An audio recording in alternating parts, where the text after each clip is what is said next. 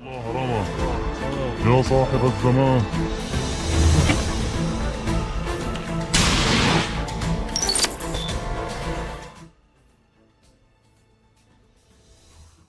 Israel akhirnya menyetujui gencatan senjata dengan Lebanon setelah kewalahan melawan Hizbullah serta desakan keras dari Amerika Serikat. Gencatan senjata tersebut dikabarkan telah disetujui dalam sidang yang digelar Kabinet Keamanan Israel pada Selasa 26 November 2024. Di hari yang sama, pada malam harinya Hizbullah meluncurkan serangan kejutan ke pusat komando militer Israel sebagai penutup. Hizbullah meluncurkan serangan terakhir sebelum gencatan senjata dengan Israel dimulai. Pasukan perlawanan di Lebanon itu menargetkan ruang komando dari pasukan pertahanan Israel. Adapun ruang komando itu diketahui terletak di situs Metula.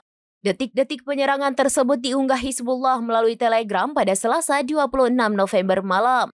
Serangan dahsyat itu mengakibatkan pusat komando IDF porak-poranda. Rentetan gempuran Hizbullah ini sekaligus menjadi penutup sebelum gencatan senjata antara Lebanon dan Israel dimulai. Sebelumnya diberitakan Israel telah memberi sinyal untuk menyetujui gencatan senjata dengan pasukan perlawanan di Lebanon Hizbullah pada Selasa 26 November 2024.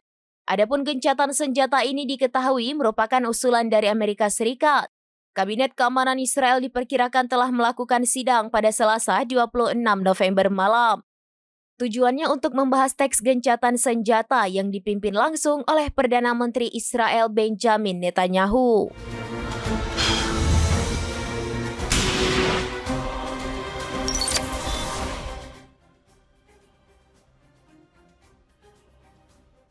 Demikian informasi terkini Syedaralun. Saksikan terus informasi lainnya. Jangan lupa like dan share seluruh akun serambinews.com.